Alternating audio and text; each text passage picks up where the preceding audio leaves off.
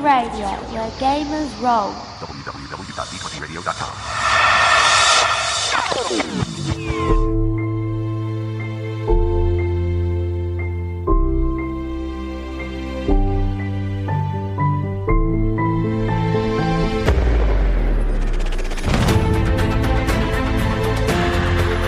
Hello Gamer Nation and welcome to Season 2 of the Dice World Podcast live play series.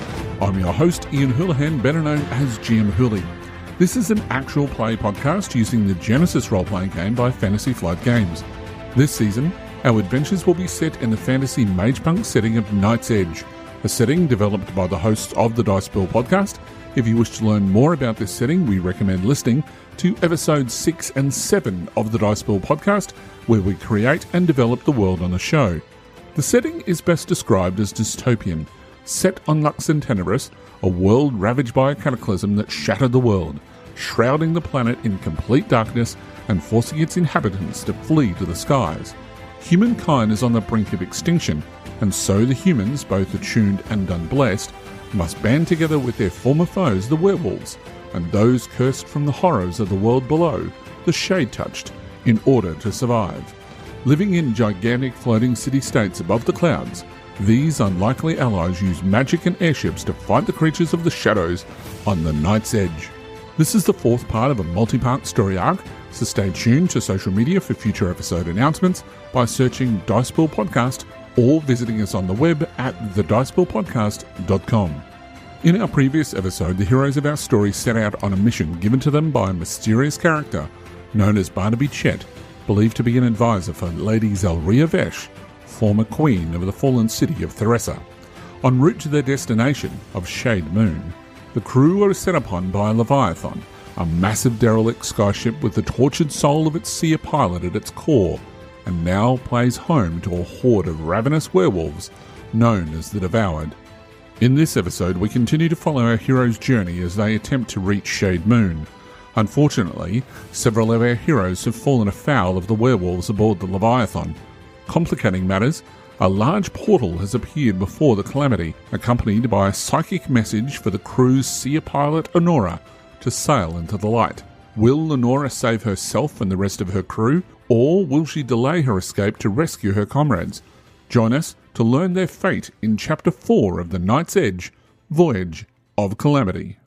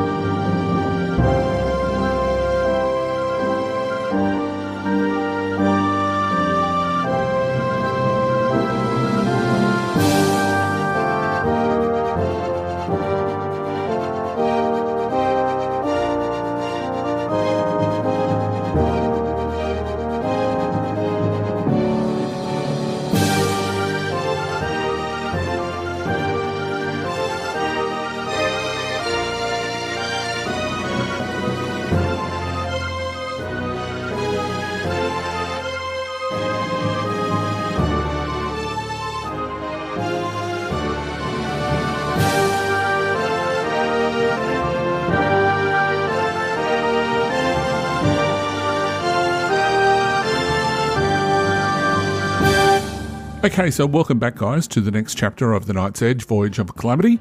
I'm GM Hurley, your GM for this evening, and I'm surrounded by a bevy of great players who are playing the crew of the Lightning Trawler Calamity. So perhaps, guys, you should introduce yourselves to the listeners. Let's start with Mike. I'm playing Artemis Gristlemore. He is a Berserker werewolf and the captain of the Calamity. Martin. I'm playing Jericho Runetide, an attuned human who is a scholar and a spellslinger. Cool. Caitlin. I am playing Jonah Bonney, who is a shade-touched sneaky sneak who is currently immobilized. On board a Leviathan filled with ravenous werewolves. That's right. Madeline. I'm playing Honora Steelclaw. She is a blind, attuned human who pilots a ship. Nice. All right, so as we have done at the start of every episode, I'll ask you a question from your character's perspective, and if you can just give me an answer, that'd be great. All right, so we'll start with Caitlin. So could you name a time that Bonnie has made a good deal? So I think for Bonnie, probably one of the best deals that she's made recently, or, recently in terms of her history, was making the deal with Artemis to join the Calamity to begin with. So when they first met on Shade Moon, they made the arrangement of originally what was supposed to be passage, but once seeing the benefits of what a Shade Touch, excluding what the listeners have seen in terms of having a Shade Touch in the most recent thing, could be quite beneficial to a ship. Maybe not necessarily my character as a Shade Touch, but eventually that deal turned into from passage to actually becoming a crew member. So for Bonnie to actually find a crew and a home and somewhere to be, that was probably the best deal that she's made. Imagine she's almost like 2IC on the ship these days. She's not going to turn that down. Congratulations. You've just got a promotion. Well, we'll see how long it lasts for, though. This is true. Can you really have someone who can't really move into IC? Stay tuned. Radio, so Martin, tell me about Jericho. What's a good time that he's made a good deal? So Jericho made a good deal when he made a bargain for the wood required, the wood and the pieces required to make his attuned pistol as a part of his training, his formal induction as a spell slinger at the academy. Interesting, because you still have that on you right now. Yes, it's what he uses to shoot his lightning. Interesting. So Madeline, can you tell me a time that Honora has made a good deal? Okay, so going back to when Honora was back with her previous crew, being all werewolves, when she became old enough, the werewolves gave her a choice or sort of a deal to either learn how to pilot the ship and become their pilot, or to essentially get off because she won't be able to help in any way. So she obviously took up the deal and learned how to become a pilot and is now the pilot for the Calamity. Nice. Interesting. So, Mike, tell me about Artemis. What's a good time that he made a great deal? Well, I think Artemis made a great deal back in his younger years. During a trade of some variety, he acquired a warehouse, middle of nowhere, floating on a rock.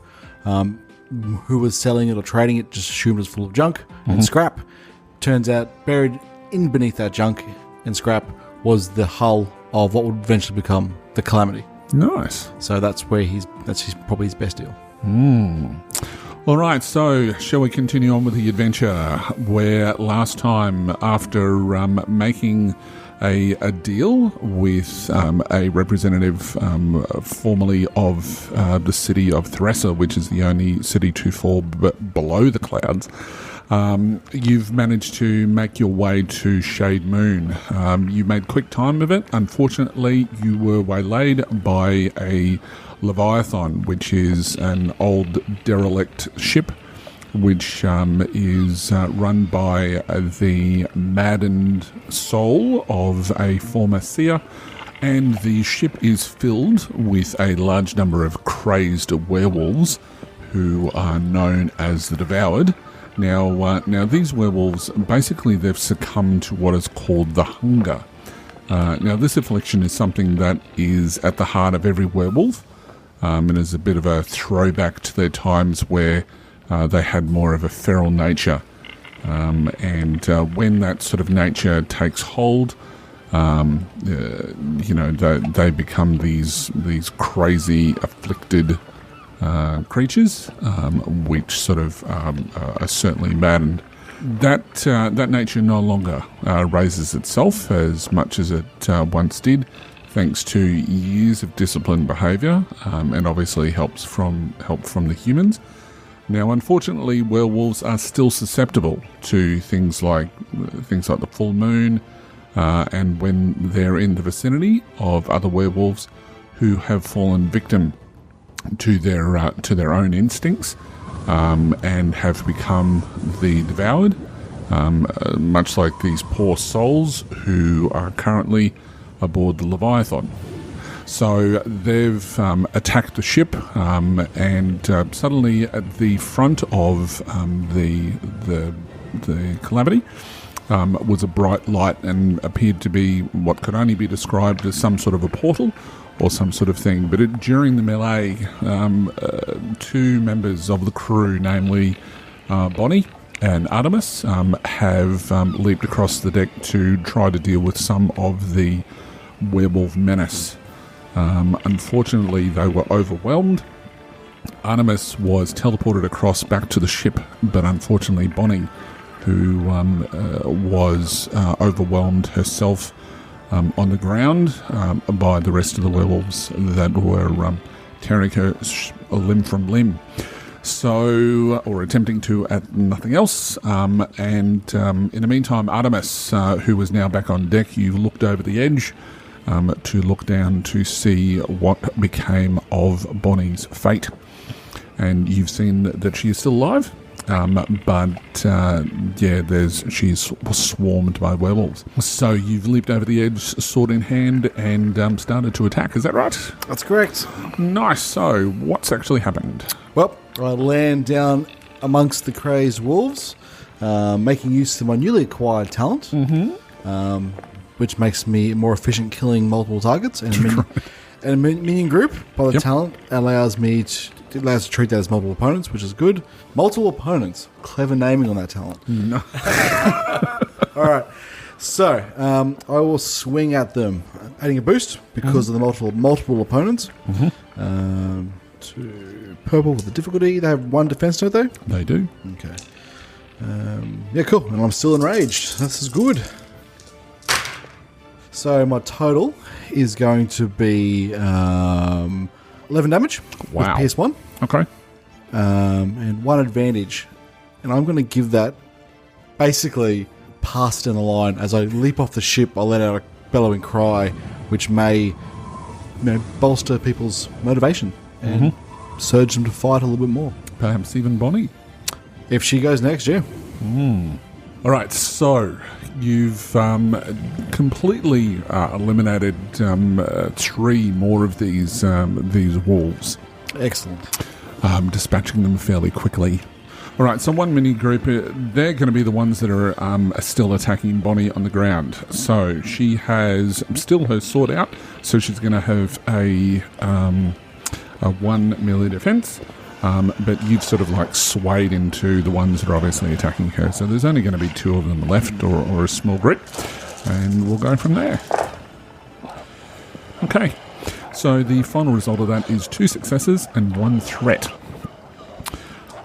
So during the melee, what happens is another one of the werewolves are basically sort of like torn away from that particular group, reducing one of the next minion groups down by 1. But that is going to be 8 points of damage to Bonnie. All right, so who's next? I would like to go next. Okay. Jericho. All right, so I'm going to once again strike out with my spellbound pistol, shooting lightning, strafing the deck of the Leviathan. Now, there's 2 minion groups over there, yes? There is. I'll target the ones that are attacking Bonnie. Okay. Which will give me an automatic upgrade. Yep. That's my check now. Wow. Because he has, with all of the practice he's had with this lightning, it's now a signature spellbound weapon improved. Good lord. So he only has 1 red and 1 purple as the difficulty on this check. Wow. He will aim twice, taking 2 strain, so 4 strain in total for this. Well, there's a big problem with the number of werewolves that are swarming all over Bonnie. So you can flip a story point, and that's going to be turn that into 2 reds. Oh, okay. All right. Let's go. Yes, this works. It's not just Dean and I. So I get 2 successes, Right. 4 advantages, and a triumph. Wow. Okay. So what does the... This is ridiculous. So I'm going to flip one of those to make the first attack do an additional 4 damage Wow. from my cunning. Okay. So it is 13 damage Ugh. from the first hit. Right. I'll make that crit, killing one member of the thing. Does that... Well, wipe the that? damage will kill that group outright anyway. Okay, so in which case I'll use the triumph to hit the second minion group Okay. with the auto fire, Sure. which will only deal 9 damage to that minion group, Right. and then I crit. Okay. So just Wow. in case it wasn't dead, it's dead now. Okay. And then I use the remaining 2 advantages to recover strain. Wow. All right, so you've completely obliterated one group with this lightning arcs down from your weapon. It spreads out to the remaining werewolves that were attacking Bonnie, incinerating them. It then moves and arcs across to the next group, killing another 3 as they just dissipate from the lightning as it hits them as well, leaving only 2 that are currently attacking or that are a little bit of a distance away from Bonnie. So I currently don't have any on me at the moment. No, you've got 2 On which- me? On you, Okay. because there were 2 mini groups that were on you. Okay. Can I take the next slot then? You can. Do it.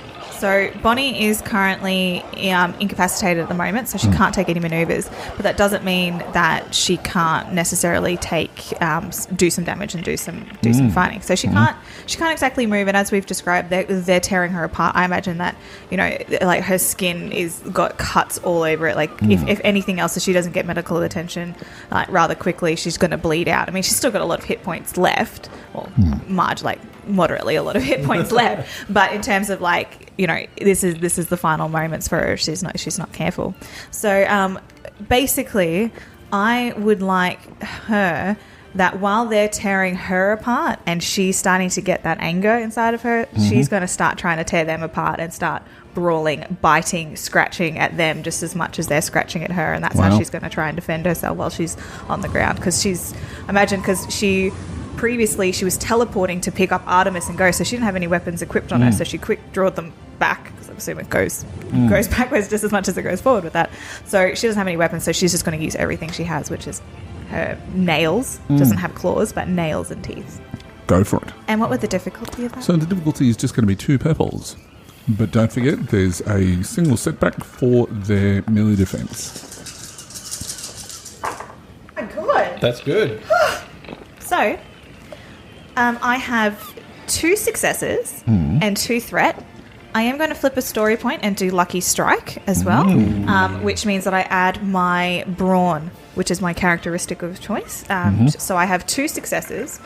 So that means I'm going to add an additional 4 for my brawn to that, making it a total of 6. Ouch. Right. So that will eliminate 1 more of them. Because there was layover damage. So you've basically clawed, or describe to me what happened. So I imagine there's one that's kind of like trying to bite off my arm and scratching at my arm. Its neck is right in front of my face, and so as it's coming along, I bite down on its jugular and I rip out a huge chunk of its neck, and it's got blood's going everywhere, but it starts to bleed out and all over me, and I'm scratching at it as I can, which takes it out.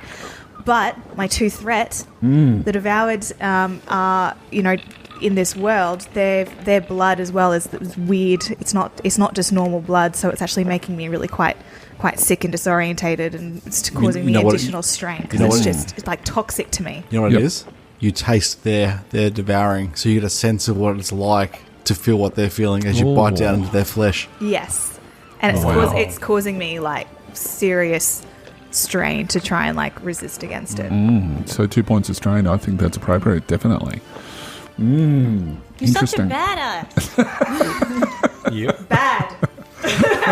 Underline on the bad. I got myself myself in that position to begin with. All right, so who's next? NPC. Yep. All right, so you are still attacked by this one remaining werewolf who this one devoured.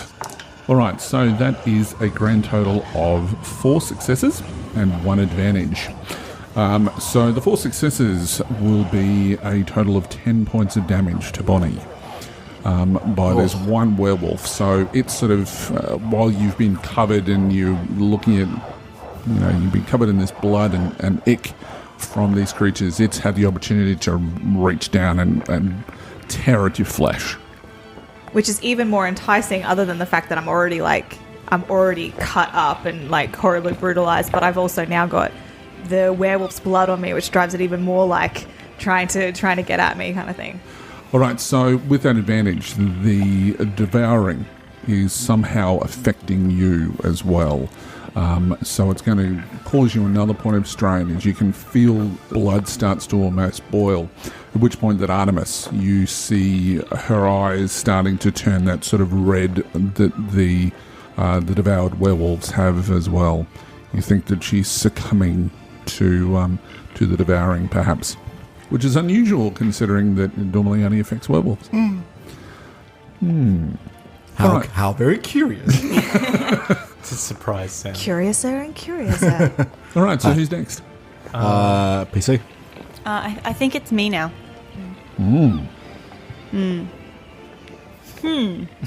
What are you going to do? You currently have 2 of your crew on the other vessel. Come on, guys. You've been over here already. What's To be taking fair, so long? I tried. This is true. Not everyone rolls triumphs. So at the moment, the ship is tilted. It is tilted, yes. And it's heading towards this portal. How far away are we from the portal? You just need to tell me whether you're going through the portal, and you would be through it. You are that close. No, because I need my crew with me. I thought that. No, but you could drop this. Like you'd rocked this way. You could rock back that way to make it easier for us to get back on. That's another option. Yeah. I like that. So we're going to tilt the ship to the other side to angle it towards the enemy ship, and some crew to allow the crew to jump across to assist and in ending the leftover enemies. Cool. Yes. So that would basically give you guys a boost die, effectively, to your check. That's cool. Awesome. All right. Who's next? Back around the top. Do you want me Alright. to... We've got 3 walls left on the 2 minion groups? There should only be 1 minion group left, which has 1 werewolf. However, you can flip one of those story points as a group of ravenous werewolves come from below deck, heading towards you. They are currently at medium range away from your area. Well, the one that's biting into Bonnie, I'll step up to it and attack it. All right. And I'll describe the attack suitably once I roll the dice. Right. I will aim twice because YOLO. Because YOLO. There's a ranged defense. Whoop. Yeah. There we go. What? Triumph. Now it's just you, Caitlin. No, this is Has good. yet to This is good. Story of my life. Too real. All right. So I've hit with 3 successes and 2 advantages. Nice. So I'm going to cause a crit Absolutely. and kill this minion. Right. However, I kill this minion because he's currently looming over Bonnie and biting into her flesh. I step up behind him and put my sword into his jaw and pull back and take the top of his head off, basically, the top of his the jaw. top half of his head. That's because you got a triumph, right? No, that's my crit. With the triumph, I will do something suitable with this triumph in this circumstance. I basically, in that one motion, I rip back the wolf's, decapitate the wolf's head, then reach down and grab Bonnie, and just throw her towards the our ship. Because we're not that far away. I have 2 hit points left. It's fine. He'll be fine. He'll be How about fine. the crew from our ship catches her? Yeah. No, there's, Actually, no, better still. the lightning nets. You throw me into the lightning nets that are currently on the ship, and I just like smack into the nets. Because currently the lightning nets are up. I have a better idea. Can I? It's similar. Okay. I'm going to use your Okay, idea. let's I'll go. use it. All right. I grab you and fling you towards our ship, just as a lightning bolt strikes from the clouds and hits you. But because you are yourself, this magic, you're half this dark magic anyway. It basically teleports you straight to the deck of the ship. It triggers your teleportation ability and flings you down to the ship. And you land on the deck, slide along the deck, smouldering from the lightning, but out of danger. I would suggest that I'll take 2 wounds, so you will hit the deck and you will be unconscious, but definitely Safe. hit by 1.21 gigawatts or whatever it is. I go back in time and I prevent my parents from not getting together. You weren't going 88 miles per hour. It's fine. Your Oh, no, that was hell of a throw. Your mother gets a crush on you. It's very, very awkward. All right, so you've thrown Bonnie clear. Yep. And Aided by the lightning strike. Yes, she lands thuds on the deck. So who's next? NPC. Well, there's an NPC group that is at medium range, so they will move twice. You are now surrounded by these ravenous werewolves. Okay, who's next? Me. Right, go for it. Let's Jericho. All right. Jericho charges up another bolt of lightning from his spellbound pistol. Because why not? He will aim once this time, because I can't stand the strain too much longer. Because every time you shoot one of these, it costs you 2 strain. It costs me 2 strain, and if I double aim, it'll cost me another 2, so 4 strain each bolt. I will run out of power very quickly. Absolutely. Hopefully the enemy runs out of people before that. There's a lot of werewolves. So I get 1 success and 3 advantages. Right. So that will deal 8 damage. 3 strain damage as I activate the stun quality of the lightning. Good lord. And a crit. Wow. Okay. So that 3 stun, I believe, is unsoakable.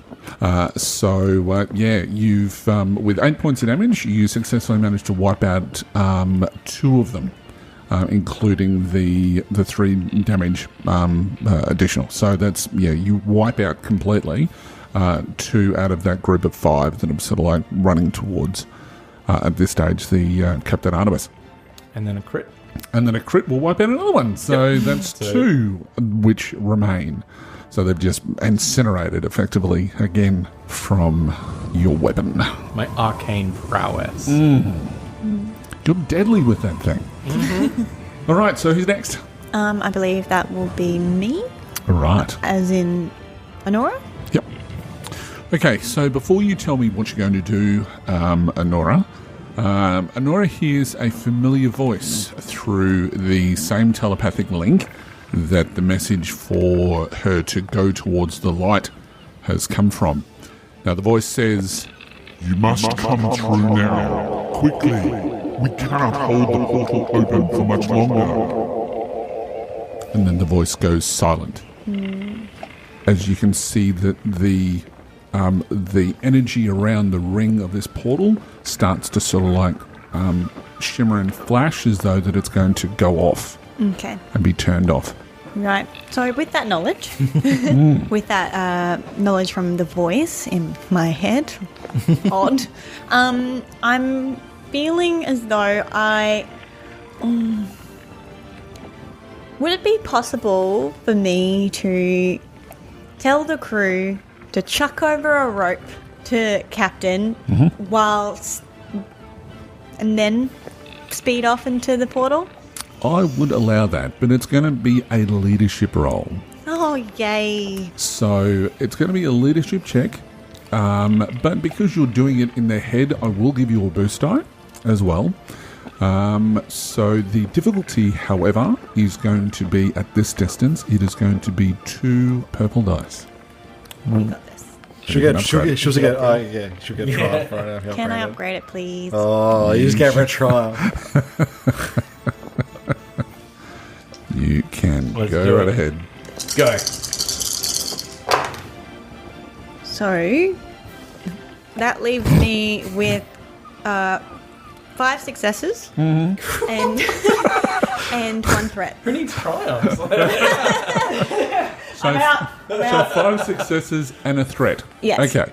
So this is not something that you don't have a lot of confidence sort of telling the crew to do this. This is something that is normally left up to Artemis. Yes. So doing that, it causes you a point of strain because, you're sort of, you're a bit taken aback by this. So what happens is that they all sort of jump to attention and they start throwing ropes over the edge, and you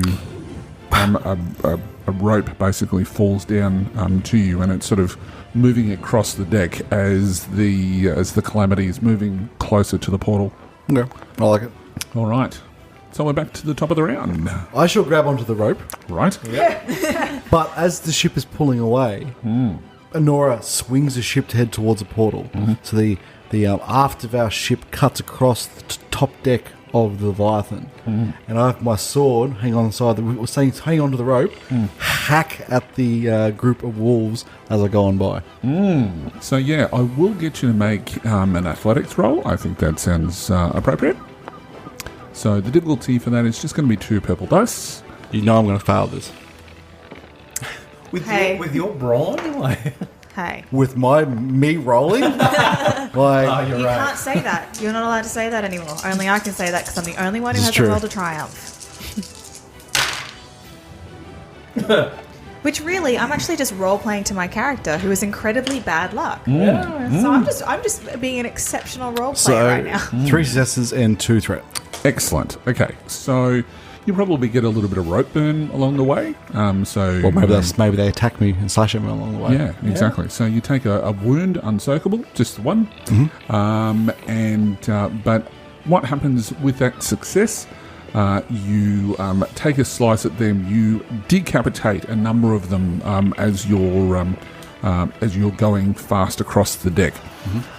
But you also hit one of the ropes of it, and it sort of, you can see the whole of the deck sort of starts to crack downwards as several of the werewolves basically fall off deck, because you've cut some of the ropes which are attached to the mounting for the blimp side of things. Yeah. So you've managed to make it through away from the Leviathan.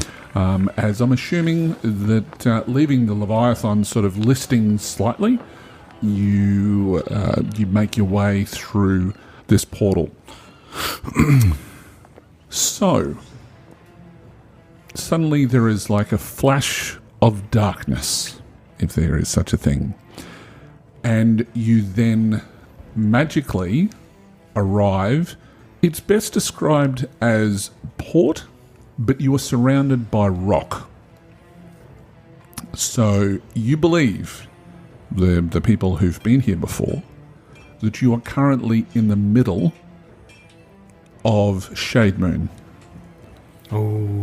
That's You good. can see that there is, on the dock itself, there is this device which fascinates Jericho. Absolutely. The rest of the crew haven't sort of seen this kind of thing before at all.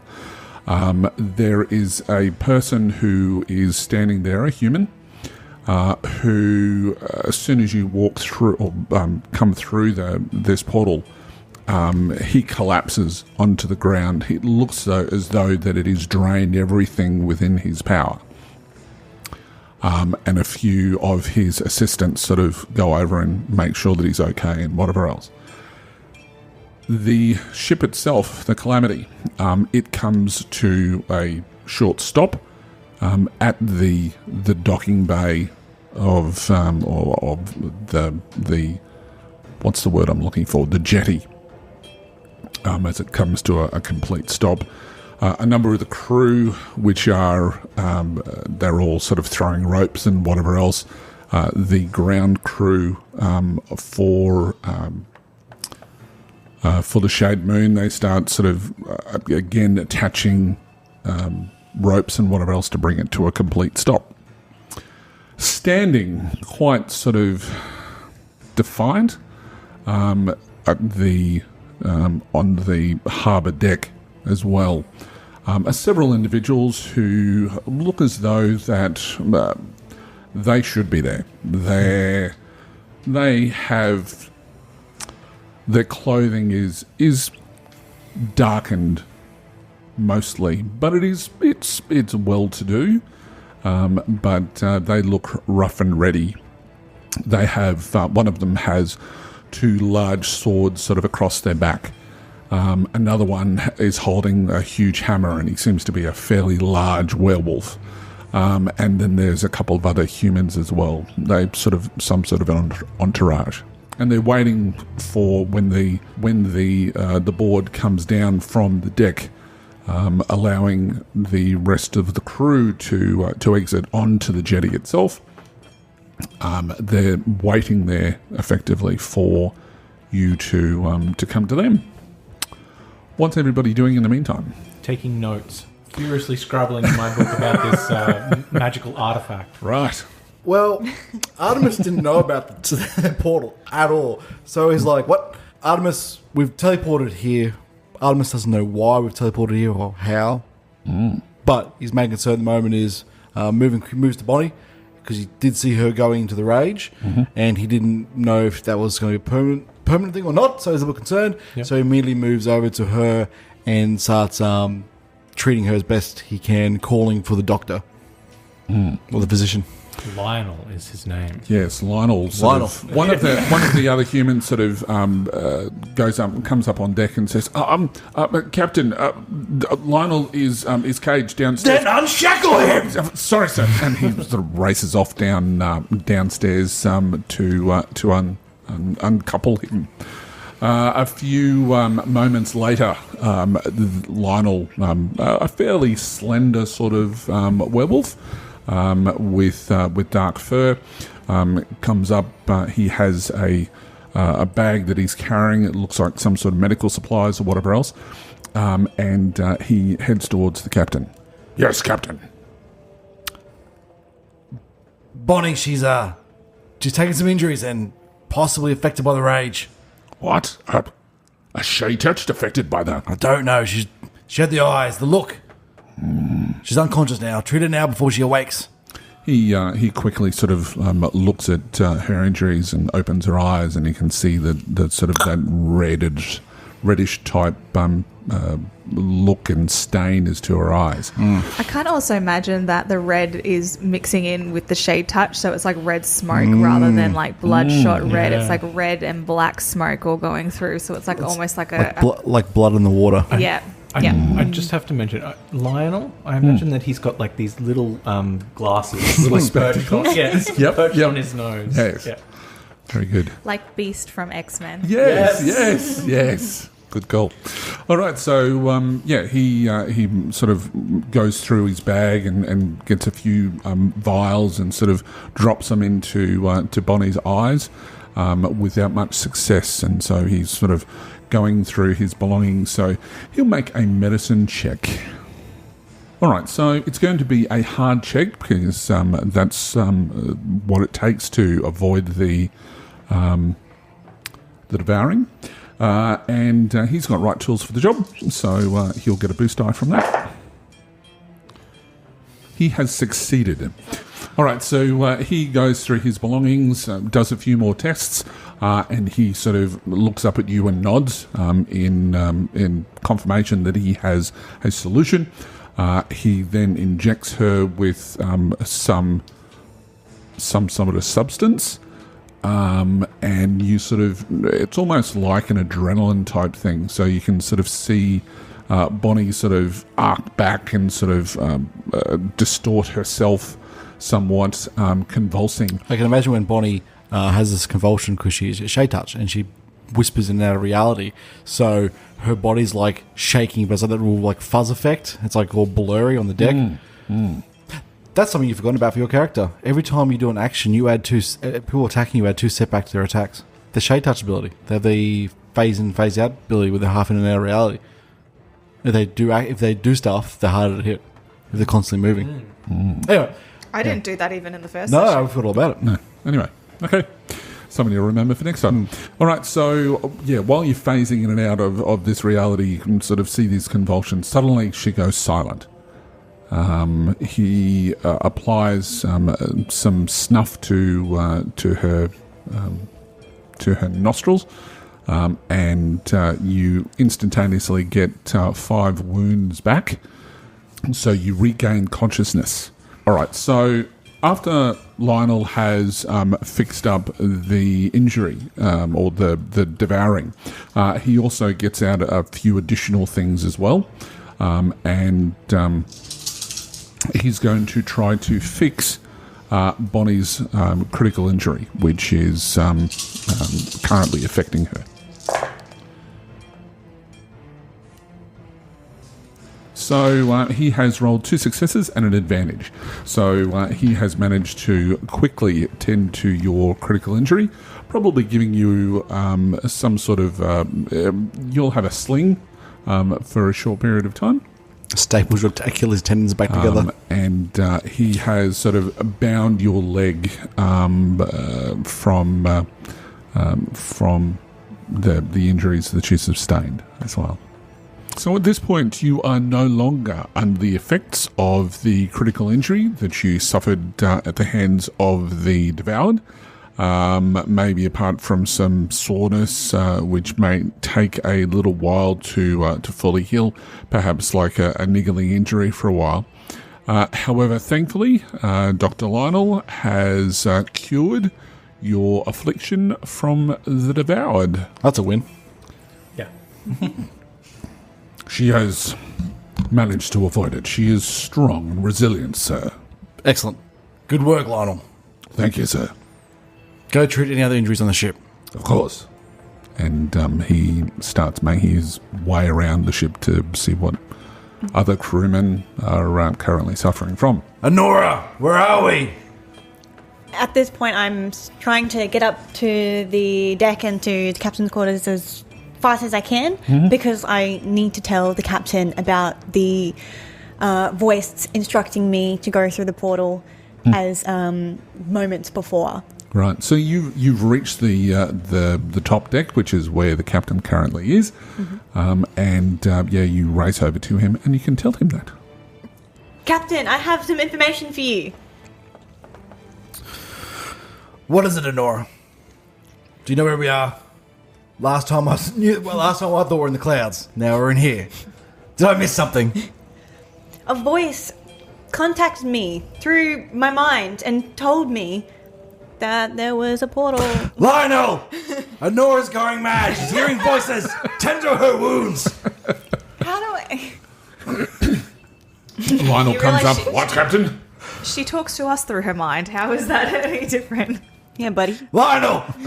We're all losing our minds. Oh dear. All right. So Lionel bears well. What? So I'm like, what? I reckon he's just like, yes, Captain. It's okay, Captain. It'll pass. So possibly at this point an envoy from wherever we are, like, calls out. They're currently waiting across the at the dock for you people. Would I be able to sense that? As in, because... They're standing there, obviously. She has no eyes. Oh, that's right. That's like the Ryan Seacrest trying to give the blind guy a high five. Oh dear. Right. Note to self: remember that characters are blind. Excellent. They're standing there, obviously. Dear. Okay, so at this point, I'd imagine Artemis, his heckles are slowly starting to go down. His frenzy subsides, and he sort of just everything, the energy drain, the rage drains out of him, taking 6 strain in the process. Sorry, 6 strain because of the frenzy talent turning off. He doesn't pass out though, which is good. And he moves to the gangway to see who was waiting for them, for us, and who they are and where we are. So, standing there waiting patiently is a werewolf who is surrounded by several humans. They're all regal and well dressed for Shade Moon. That's probably the best way to describe them. Yes, that's more accurate. They're wearing shoes. Wow. They're fancy. That's discriminatory against Shade Moon.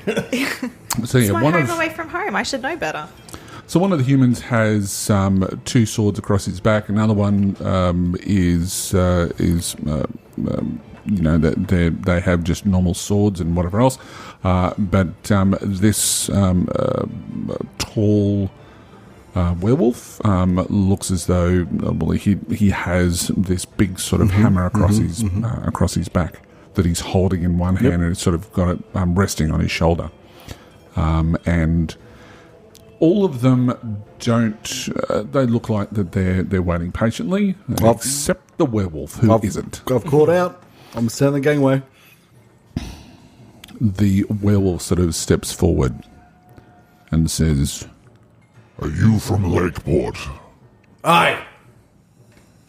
Then Octavius requests your presence. Where are we? You are in Shade Moon. Are you not familiar with this place? Hey, I've been to Shade Moon, but not in the bowels of it like this. Not often a ship gets teleported, I'd say. You would be correct. Let us just say that Octavius has a special interest in your crew. Now, please debark your vessel and come with me. Alright. You heard him! Off the ship, let's go! But I still need to take more notes. There's plenty of time, boy. Off the ship. all right, so you all follow the werewolf and his companions.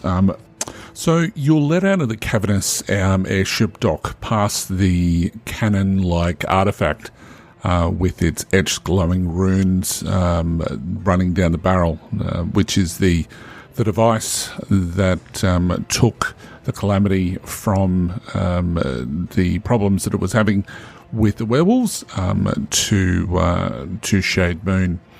As I mentioned before, you're clearly in the depths of Shade Moon. Dozens of archers and spell slingers are perched at different points around the cavern that you can see, some eyeing you cautiously, while others have weapons pointed in your general direction.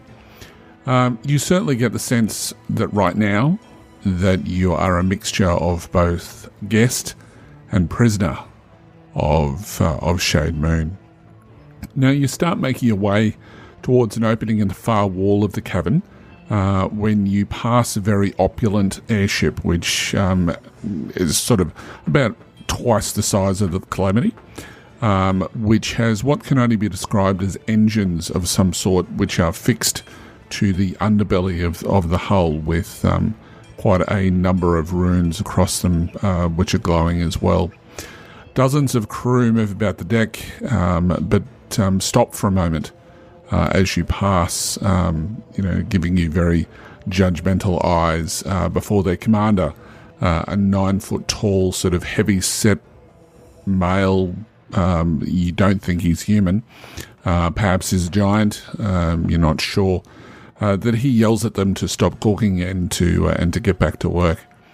You follow the lead werewolf and his companions out of the cavern and further into the depths of the city through winding corridors of broken rock and debris, suspended walkways, and cobbled together bridges. The makeshift corridors vary in size as you move through the city, from areas wide enough to fit a large cart through, then down to small sort of alleyways where both the lead werewolf and Artemis are forced to perhaps duck their heads and squeeze through the tight passages.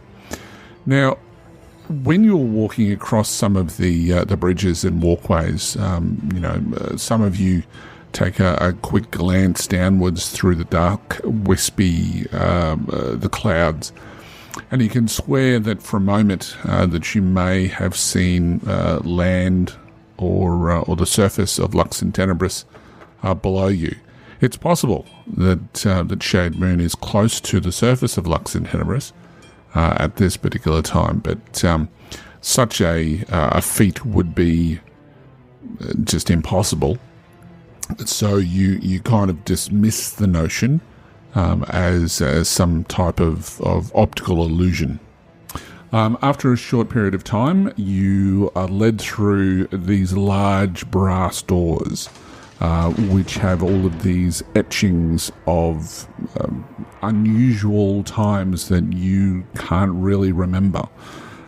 You've never been, obviously, anyone who has been through or who has been to Shade Moon before. None of you have been into the throne room. So you walk into this large open room with these pillars that come from the roof.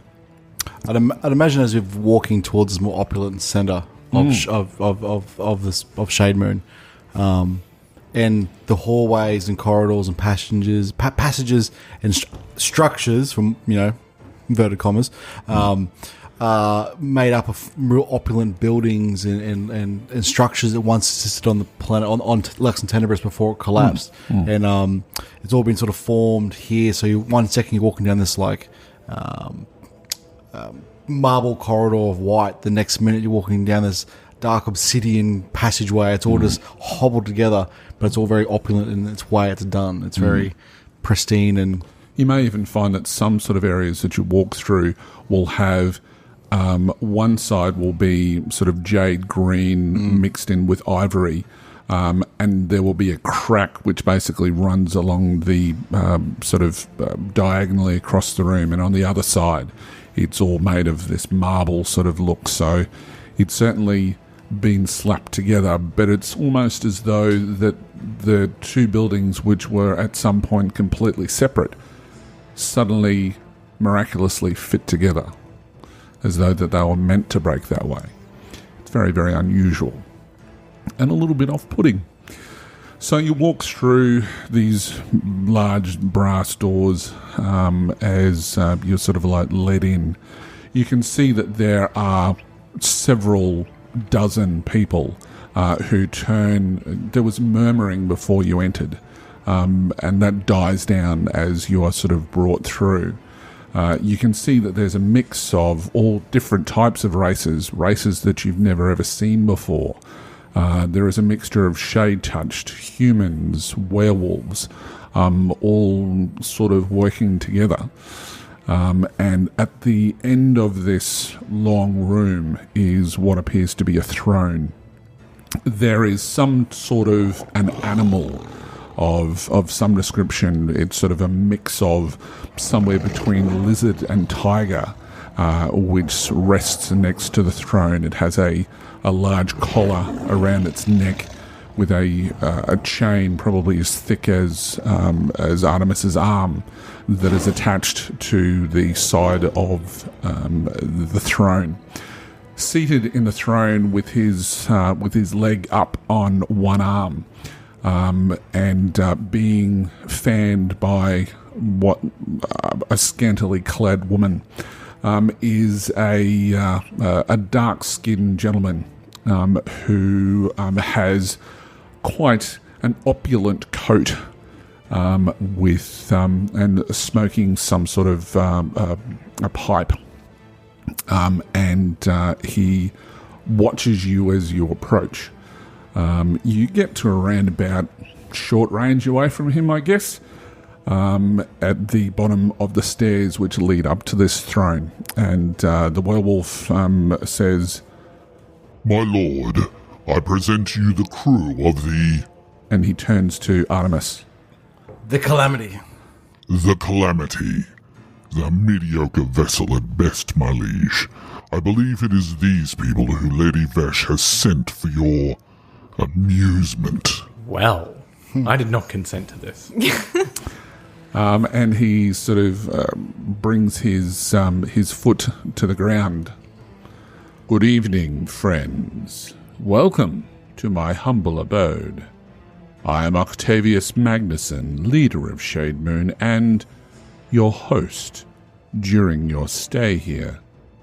I am not familiar with each of you. Perhaps you would care to introduce yourselves. We all look at the captain. I'm Artemis Gristlemore. The rest of my crew can announce themselves equally. I'm Jericho Runetide. Bonnie. Honora. I was expecting someone else. Someone with more age. Someone with more panache. But they've instead chosen to send you. Perhaps you can explain why that you have graced me with your presence. We got here and they didn't. How good can they be? Well, clearly, you have a point.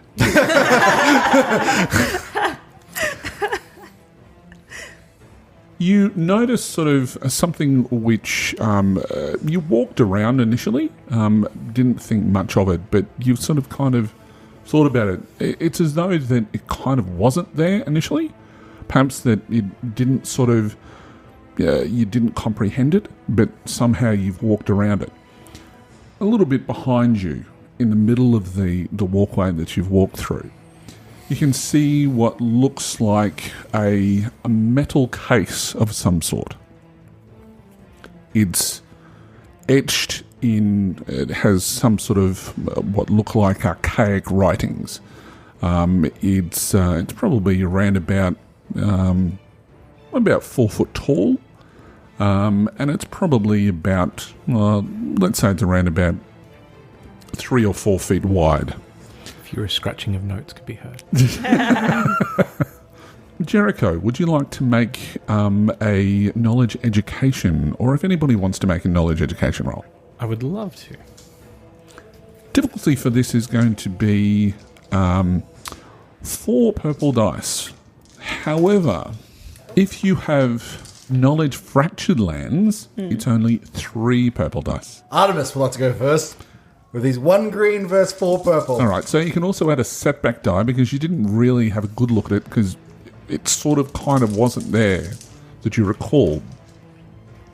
Artemis has got this. Okay. Artemis hasn't got this. Right. It's nothing. All right, who'd like to go next? I will. He just thinks it's a table. I did not succeed. Okay. Caitlin. Threat and fail.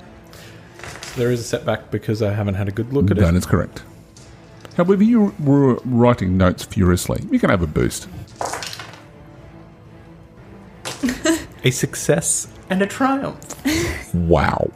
Okay, you know that you think that this is a very old artifact. Perhaps coming before the Great Fracture, where Lux and Tenebris was cracked and shattered through corrupted magics of the tainted elves and the vampire queen, an event which occurred several hundred years ago, it's from basically from back during those times. Your triumph, however, identifies exactly what it is. Excellent. Okay, so you do know that it looks as though that it's some sort of a coffin. Okay, your triumph reveals that it's a coffin which belongs to a vampire.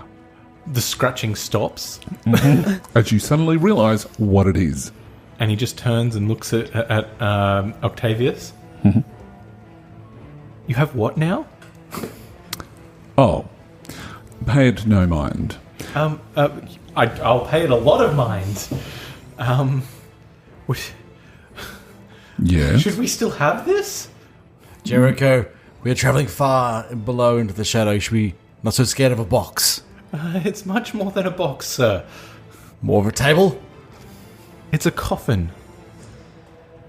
For a vampire. Oh, I see. That's much worse. So, perhaps the fact that what you've presented here is not necessarily a bad thing. Maybe you are the crew that I require. I like this. I need this particular item let's say, transported elsewhere. To the bottom of a pit? No, let's just say that I need it returned to some associates. Jericho, I think we're at the bottom of the pit. Fair point, sir. Can you do it, or do you not have the stomach for it? We can do it. The boy is green. We can do it. Good. I believe that Lady Vesh requires an item.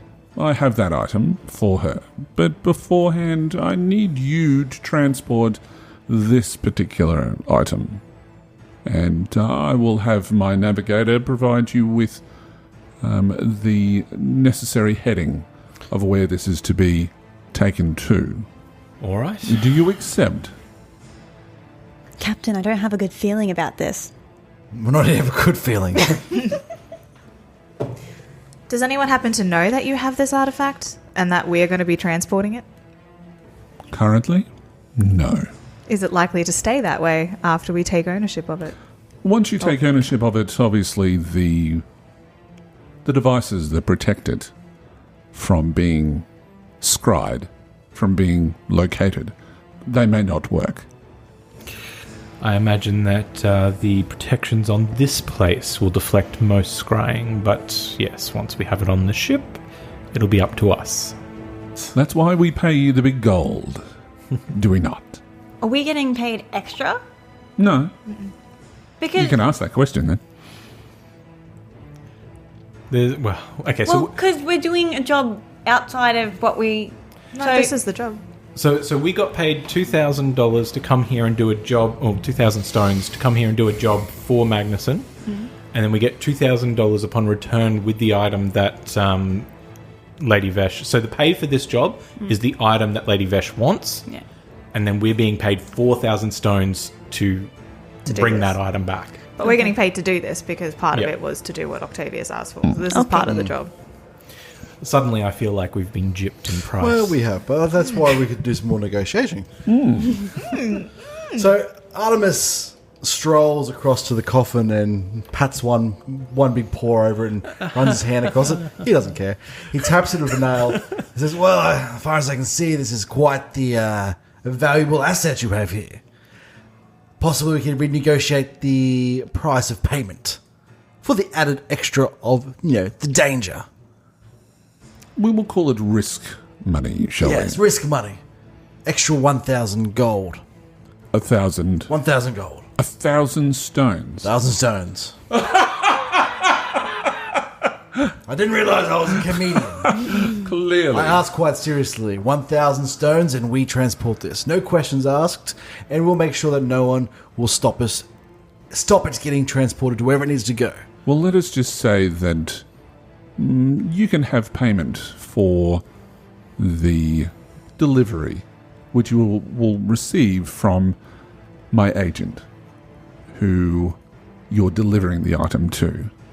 So you can take whatever payment. Okay. I'm receiving my payment very well. elsewhere. Your agent, what can I expect?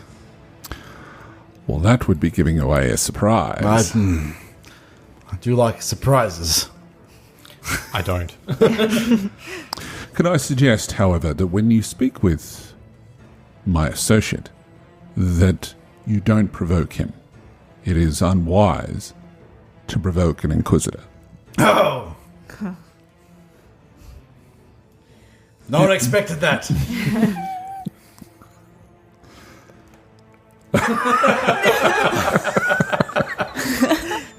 So do we have an accord? Captain, if we're planning on doing this, we'll need to get this done quickly. Aye, let's do it. Quick smart. Very well. Have it loaded upon our ship and we'll make haste. We will arrange for that immediately. So you're escorted out of this particular establishment with several werewolves carrying this metal coffin. All right, so you're escorted back to the ship. Are you discussing anything at this particular point in time? There are only 4 werewolves that are carrying this particular item. They don't look too happy about having to be the ones that are carrying this particular item. But they are carrying it nonetheless.